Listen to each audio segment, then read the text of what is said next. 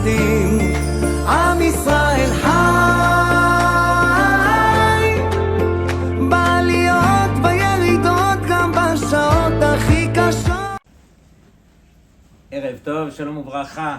Parashat Yitro, Parashat Matan Torah, Rabotai, une paracha qu'on ne peut imaginer, c'est la paracha de la Torah, c'est-à-dire que on est considéré les enfants d'Hachem, comme il est écrit dans cette belle paracha, Vihitamli Segula Mikol Ha'amim. Rashi dit, on est le Otsar Chaviv, on est le trésor qui est cher auprès d'Hachem. Et donc cette paracha, elle fait de nous la différence qu'il y a aussi avec les autres peuples, comme on va le voir tout de suite. Il faut savoir qu'on a le mérite tous les jours de faire une bracha spéciale pour pouvoir étudier la Torah. On dit Asher Bahar Banu Mikol Ha'amim, que Akadosh Baruch Hu, il nous a choisis parmi les peuples pour justement nous accorder cette Torah qu'on a le mérite de pouvoir étudier. Et on pose la question, on dit mais qu'est-ce que ça veut dire que Hachem nous a choisis? Akadosh Baruch Hu, il a été voir tous les peuples, et parmi tous les peuples, tout le monde ont refusé. Il s'est tourné vers les Béné Israël. Les Béné Israël ont dit oui, et sur cela, on dit que Hachem nous a choisis. Qu'est-ce qui nous a choisis? Les Béné Israël ont dit oui, tous les peuples ont dit non, et sur cela, on dit Asher Bahar Banu. Et donc, Rabotai, il faut réaliser que Akadosh Baruch Hu nous a réellement choisis. On raconte une fois qu'il y avait un roi et il avait un trésor qui était magnifique. Mais il savait que lorsqu'il allait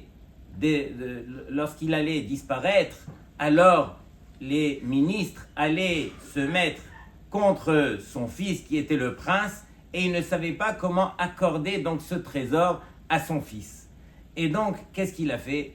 Il a pris son trésor et il l'a mis sur la table, il a appelé tous les ministres et juste avant, il a mis un poison qui était nauséabond, qui sentait mais vraiment très très mauvais.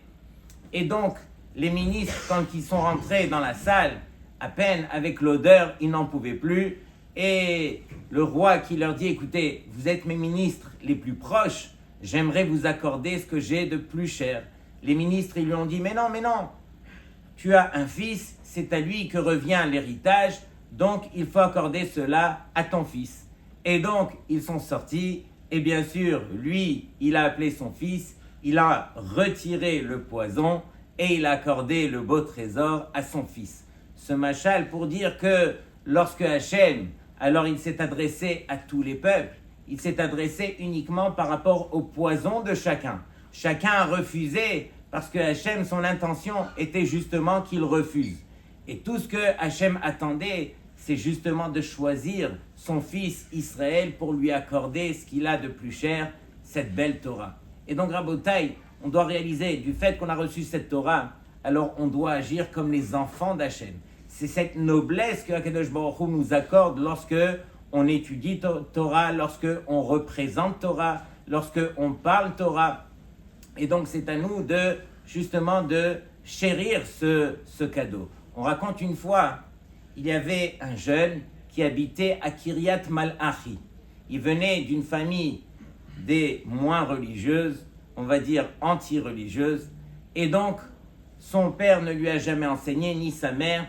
Je ne connais pas l'histoire exactement, comment est-ce qu'il a fait tchouva, mais en fin de compte, il a fait tchouva, et il est même rentré dans la yeshiva, qui était à Kiryat Malachi, une yeshiva pour Baalei Tchouva. Et donc, il a gravi les échelons, est devenu le meilleur bachour de cette yeshiva. Après, le Rosh Yeshiva, comme il a vu que c'était réellement une lumière, alors il a essayé de voir dans quelle grande yeshiva il pourrait rentrer. Et voici que le bachour, il a passé un examen dans une des plus grandes yeshivot qui s'appelle Yad Aharon. Il est rentré là-bas, il a étudié, et après quelques temps, c'est devenu le meilleur bachour de Yad Aharon.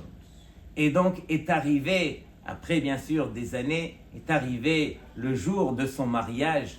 Et voici que le Rosh Yeshiva, alors il se retourne vers son premier Rosh Yeshiva de la Yeshiva de Kiryat Malachi, Et donc il lui dit, mais j'ai une kushia, j'ai une question. Comment se fait-il qu'un bachour pareil, il ait pu grandir de la sorte? Voici que son père n'a jamais fait de prière pour lui, ou bien s'il avait fait des prières, c'était des tfilotes qui étaient vraiment au contraire. Je prie pour que mon fils, il quitte la yeshiva, il quitte la Torah. Et sa maman non plus, pendant la Katnerot, elle n'a jamais prié pour que son fils il devienne une lumière à ce point. Et donc, comment se fait-il que nous, nos enfants, le père il prie, la mère elle prie, et on voit qu'en fin de compte, ils ne sont pas devenus automatiquement des lumières. Et donc, voici que le Rosh Yeshiva, il lui répond, il lui dit, mais il y a un verset dans la Torah où, lorsque les Béné Israël ont traversé la mer, alors ils ont traversé, bien sûr, à pied sec, ils ont ouvert la bouche et été prophètes des mêmes paroles au même moment. Et parmi les choses qu'ils ont chantées dans le Az Yeshir Moshe, ils ont pu dire « Ze Eli ve'anvehu Elohe avi va'aromemenhu » qui veut dire « Ze Keli ve'anvehu » c'est mon Dieu et je vais l'enjoliver. C'est-à-dire que tout ce que je vais faire pour le servir, ça sera de la meilleure façon. Lorsque je vais acheter un talit, je vais acheter le talit le plus beau, les tefilines les plus belles, les plus chères, etc. pour enjoliver la mitzvah. Mais de là, alors le Rosh Yeshiva lui dit, mais celui qui se colle à Zekeli, à Hachem, alors c'est Akadosh Baruch Hu lui-même qui le bénit. Et donc c'est ça, Rabotai, la ségoula qu'il y a dans cette Torah. Celui qui marche avec Hachem, Akadosh Baruch Hu l'accompagne et c'est Hachem qui le bénit, c'est Hachem qui lui accorde toutes les bénédictions qu'il mérite. Et donc c'est à nous justement d'apprendre à nous coller à Hachem. Comment est-ce qu'on fait pour se coller à Hachem? On se colle justement à sa volonté. On apprend cette Torah justement et on essaye de grandir et de gravir les échelons justement comme ce cher Bachour. Rabotai, j'aimerais partager avec vous un chidouche du Or HaChaim HaKadosh. C'est un chidouche qui m'a permis de danser cette semaine quand je l'ai lu. Et donc, j'aimerais voir chacun d'entre vous aussi danser à votre tour parce que c'est inimaginable d'écouter des choses pareilles. Les Béné Israël, comme on le sait, ont reçu la Torah en l'année 2448 depuis la création du monde. Pourquoi attendre autant de temps? Arrête à l'époque déjà de Avraham Avinu, où Avraham, il s'appelait Avraham Ha'ivri, comme ça on l'a surnommé, puisque lui, il allait à l'encontre de toute sa génération au niveau de la vérité qu'il a ramenée sur terre. Et donc c'était à partir de Avraham Avinu qu'on aurait dû accorder cette belle Torah. Pourquoi est-ce qu'on a attendu jusqu'à cette époque-là, à l'année 2448, pour recevoir cette Torah? Sur cela, on répond, Rabotai, que la Torah ne pouvait être accordée que uniquement aux Béné Israël eux-mêmes. Aux Béné Israël, c'est-à-dire au peuple des Béné Israël qui étaient prêts à recevoir cette Torah pour pouvoir l'accomplir. Avraham Avinu, bien sûr, en tant qu'individu, il méritait la Torah. Mais cette Torah, elle a été accordée pour tous les Béné Israël. Et c'est ce qui a permis à Yitro de Vaishma Yitro, d'écouter ce qu'il a fait revenir vers la Torah. Vaishma Yitro, qui veut dire que tous les peuples, ils ont entendu. Shame'u Amim Yirgazun. Rabotai, qu'est-ce que ça veut dire Shame'u Amim Yirgazun? Les peuples ont entendu, comme Yitro, mais Yirgazun, ils se sont énervés. Ils étaient irrités par quoi? Par la vérité. Ils ont réalisé à ce moment-là que tout ce qu'ils avaient travaillé toute leur vie était complètement faux au niveau de leur croyance. Et donc, du fait que c'était à l'encontre de ce qu'ils avaient justement travaillé toute leur vie, alors c'était très difficile pour eux de revenir de la juste façon. À l'exception de Yitro, que lui cherchait la vérité.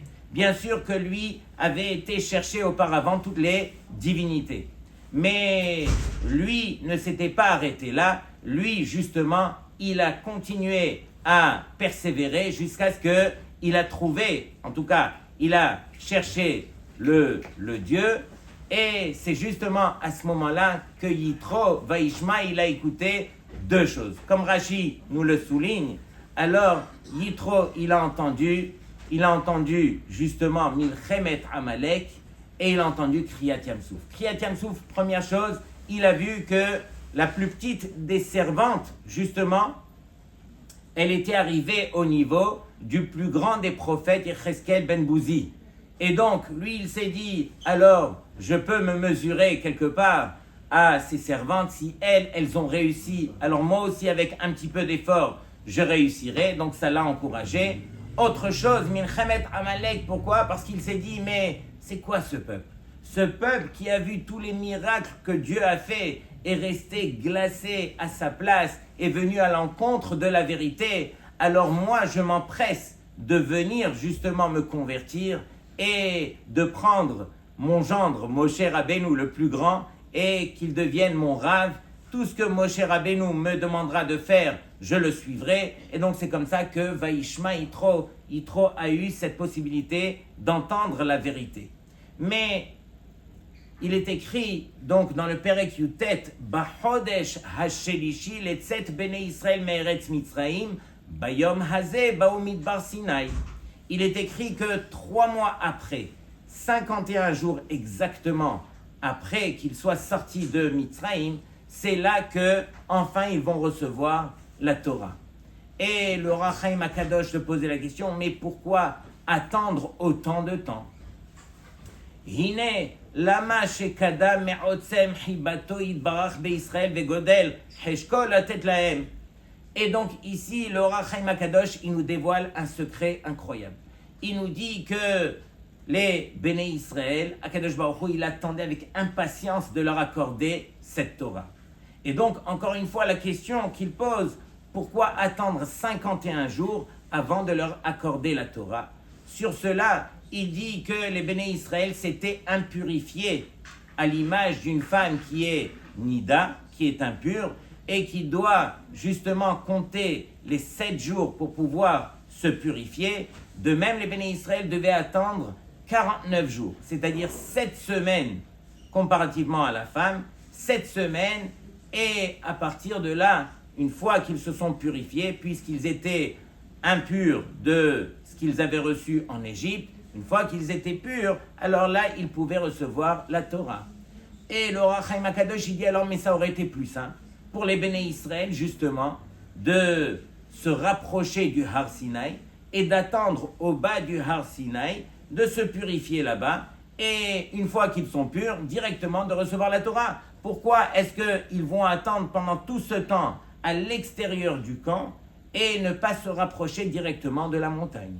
Sur cela, le Ohr HaChaim HaKadosh, il dit, c'est ce qui m'a fait danser, il dit que les Béné Israël, s'ils s'étaient rapprochés du Har Sinaï, HaKadosh Baruch Hu n'aurait pas pu patienter autant de temps avant de leur donner la Torah. Et même s'ils étaient impurs, HaKadosh Baruch Hu n'aurait pas pu faire autrement que de leur accorder la Torah. C'est la raison pour laquelle il leur a demandé justement rester en dehors du camp pour que, éventuellement, quand arrivera le moment, alors que je puisse justement vous accorder. Alors, le Ohr HaChaim HaKadosh, il dit Begodel hibato shel HaKadosh Baruch Hu, par la grandeur de l'amour qu'il a envers les Béné Israël, alors il n'aurait pas pu se retenir. C'est la raison pour laquelle, justement, ils ont dû rester en dehors du camp. Et donc, Rabotai, c'est ce qu'on réalise. On réalise que finalement, la plus grande bracha pour nous, c'est de nous coller à Hachem, de nous rapprocher d'Hachem. Celui qui est proche d'Hachem, automatiquement, toutes les brachot, elles lui sont accordées. On raconte une fois que Rabbi Yaakov Galinsky, un des Gdolim, qui est Niftar, bien sûr, Zatzal, qui était très très proche du Chazon Ish, le Rav Galinsky, alors on l'a invité une fois aux États-Unis à New York pour un séminaire de dames. Il y avait énormément de dames et en même temps, il devait aller voir un de ses grands donateurs. Et donc, il a été et il a fait une grande sikha devant les femmes qui a donné beaucoup de chizouk. Parmi ces femmes, il y avait la fille justement de son donateur. Et ce qui se passait, c'est que le donateur, il a eu le mérite de marier sa fille à un avrer qui étudiait à l'Eikoud. Et comme on le sait, c'est la plus grande yeshiva au monde là-bas, où il y a un kollel inimaginable. Mais il a dit à son gendre, il lui dit, regarde, pendant 3 ans, c'est moi qui vous finance. à la fin des 3 ans, alors tu viendras me rejoindre dans mon travail. J'ai une société que j'aimerais t'accorder, c'est ma fille unique, donc c'est toi qui vas hériter de tout cela. J'aimerais que tu viennes m'aider au travail pour que je puisse t'accorder un petit peu la suite. Et donc, les 3 ans se sont écoulés, et voici qu'à l'issue des 3 ans, alors sa fille a été écoutée, le Rav Yaakov Galinsky. Et le Rav disait que vous ne pouvez pas perdre cette occasion que de vous coller à Hachem. Celui qui se colle à Hachem au travers de la Torah, alors c'est la plus grande bracha sur terre. Lorsque la fille, elle a entendu cela, elle a couru chez son père, et elle lui a dit, papa, s'il te plaît, laisse mon mari encore une année, une 4e année, au moins qui se colle à Hachem au kollel. Lorsque le papa, il a entendu cela, alors il ne savait pas quoi faire de sa fille, bien sûr qu'il a accepté, mais il a appelé le Rav Yaakov et il lui a dit, tu vois, ce que je devais te donner cette année, je te donne rien du tout. Tu as convaincu ma fille et mon gendre à faire une 4e année et donc je te donne rien. Et donc le Rav, il a entendu cela et il dit, bon, Arbe Shluchim Lamakom, et donc éventuellement Akadosh Baruch Hu, il m'aidera d'une autre porte. Et donc l'année suivante, le Rav revient et voici qu'il donne encore le shiur devant les dames et après il va donc chez son grand donateur et le donateur il dit, quoi, je te donne plus rien, ni comme pire que l'année dernière j'ai eu cette année, qu'est-ce qui s'est passé? Alors mon gendre, lui, après la 4e année, on lui a proposé d'enseigner dans telle et telle yeshiva et donc il est parti dans la yeshiva, on lui a donné un bon salaire et maintenant il n'a plus besoin de moi, ils vivent, lui et ma fille, il s'en fiche de moi, il ne veut plus venir au travail et donc c'est fini, je te donne plus rien à cause de toi, j'ai perdu ma fille, j'ai perdu mon fils, etc. Les années se sont écoulées, le Rav Yaakov revenait chaque année pour donner ses shiurim et voici qu'après quelques années, le donateur vient le voir et lui dit que Kvod Harav, il s'est baissé, lui a embrassé la main et lui dit « J'aimerais m'excuser.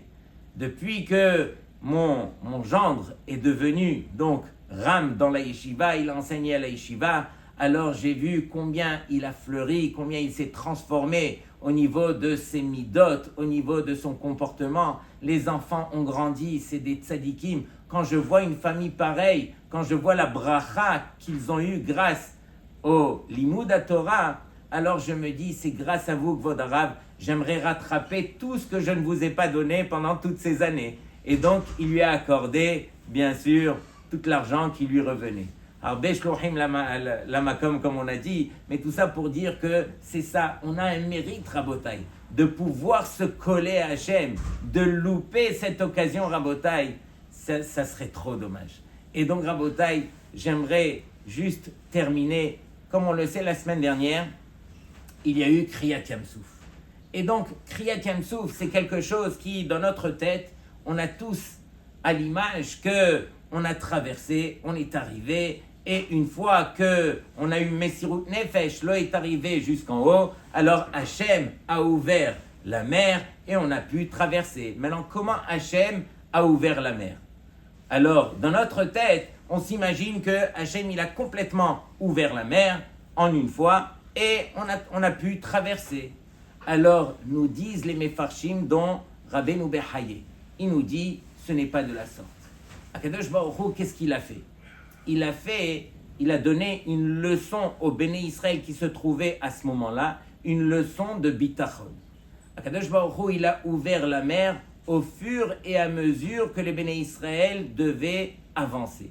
Et donc, la mer continuait à s'ouvrir doucement, doucement, jusqu'à ce qu'ils ont pu traverser tout ce qu'ils devaient traverser au travers de la mer. Et pourquoi cela? Rabbeinu Behaye, il nous dit comme ça. Velama utzrach la'asot ken, kedei le'argil tiv'am bemidat habitachon. Justement pour les habituer à cette mida qu'on appelle bitachon, qui doit nous accompagner. On n'a pas idée, c'est quoi bitachon? Bitachon, c'est vivre avec Hachem. Être conscient que tout ce qui se passe devant nous, il n'y a pas autre chose que Akadosh Baruch Hu. Il y a la volonté d'Hachem. Tout ce que je traverse sur terre, c'est uniquement la volonté d'Hachem. Sheyu enehem teluim bechol yom vayom leaviem shebashamayim. Uniquement pour que les yeux alors soient tournés vers Hachem à chaque instant. C'est la raison pour laquelle alors il dit qu'il devait tester le cœur de tous ces béné Israël à ce moment-là et leur permettre de traverser la mer comme on l'a dit, mais au fur et à mesure, elle s'ouvrait et ainsi de suite. On raconte Rabotai que lorsque on a reçu les premiers otages qui ont été libérés, alors il y a un des papas justement qui s'est prononcé sur sa fille. Ce papa s'appelait Eli Cohen et sa fille a eu le mérite de pouvoir être libérée parmi les premières, après 54 jours. Et donc cette fille, alors 30 jours avant Simchat Torah, elle se sentait très très mal à l'intérieur d'elle. Et ce n'était pas ni une grippe ni un rhume, c'était quelque chose qu'elle ressentait de vraiment très grave. Et donc elle a été voir les médecins, ils ont fait les bdikot, ils n'ont rien trouvé, tout était assez normal, mais elle, à l'intérieur d'elle, elle n'était pas tranquille, elle ne savait pas quoi faire. Une de ses amies, qui n'était pas tellement religieuse, elle lui a dit, regarde, tu vas faire pendant 30 jours, tu vas lire le Mizmor Teilim, Kuf, Kaf, Zain. Kaf, Zain, c'est le 27. C'est quoi? Les David, Hachem, Ori, Veish'i, Mimi, Ira. C'est le Teilim qu'on lit depuis Rosh Chodesh et Elul. Et donc, elle n'était pas tellement religieuse, mais elle a pris sur elle de faire ce Teilim. Et donc, Rabotai, pendant 30 jours, elle a fait ce Teilim, et à l'issue des 30 jours, c'était le jour de Simchat Torah, où justement, malheureusement, parmi ceux qui ont été donc kidnappés, il y avait cette fille. Et donc, une fois qu'elle a été kidnappée, alors déjà elle se sentait mieux au niveau justement santé. Et donc, qu'est-ce qu'elle a fait? Elle avait à l'intérieur d'elle, elle sentait que Hachem allait l'aider. Et donc, elle est partie, et bien sûr, comme tout le monde, ils étaient alors jetés à droite et à gauche, et bien sûr qu'elle souffrait. Mais pendant tout le temps où elle était là-bas, elle continuait à faire ce Mizmor Teilim, qu'avec les semaines, elle le connaissait par cœur. Et voici que les Arabes, bien sûr, les terroristes qui venaient pour les faire souffrir, lorsqu'ils rentraient dans la pièce où elle se trouvait, elle, alors ils n'arrêtaient pas de lui dire « Yesh ner », il y a une lumière ici. Et elle ne comprenait pas ce qu'il voulait dire, et de jour en jour, alors ils répétaient la même chose, jusqu'au jour où ils ont pris une bougie, ils l'ont mise par terre, ils l'ont allumée et ils ont marqué son prénom. Elle, qu'est-ce qu'elle a vu? Elle a vu qu'ils voulaient la tuer, puisqu'ils ont pris, pas n'importe quelle bougie, ils ont pris le Ner Neshama et ils ont mis son prénom et elle sentait qu'ils voulaient la tuer. Donc elle s'est mise en colère. Quoi, vous voulez me tuer? Et eux, ils lui ont dit, mais non, tu n'as rien compris. Tu ne vois pas que à chaque fois qu'on vient ici, on parle de nerfs, de nerfs, de nerfs. On a vu que tu n'as pas compris, alors on est venu, on a allumé cette bougie. Et pourquoi on a allumé cette bougie? Parce que nous, alors, on a notre croyance à nous. Et vous êtes nos pires ennemis d'après notre religion. Mais à chaque fois qu'on rentrait dans la pièce où tu te trouvais, alors on sentait qu'il y avait une lumière qui éclairait. Et on n'arrivait pas à expliquer cela. Et donc, on voulait juste te dire que grâce à ta croyance, alors tu seras sauvé. Quelques jours après, elle a été sauvée parmi les premières. Et donc, c'est ce qu'elle a partagé, c'est ce que son père a partagé pour montrer que, quelque part, ce bitachon qu'elle a eu, que finalement, je ne compte que sur Hachem. Celui qui a un bitachon, alors c'est cette lumière qui est à l'intérieur de lui qui va parler pour elle-même. Donc, Rabotai, c'est une belle histoire peut-être, mais ce n'est pas une histoire. On est dans la réalité. Notre vie, c'est le bitachon. À nous d'allumer cette lumière, cette bougie qui est à l'intérieur de nous, à nous de travailler ce bitachon pour que, éventuellement, que Akadosh Baruch Hu, il nous aide, il nous permette de traverser la mer comme il se doit, comme les Béné Israël l'ont fait. Shabbat Shalom les Kulchem.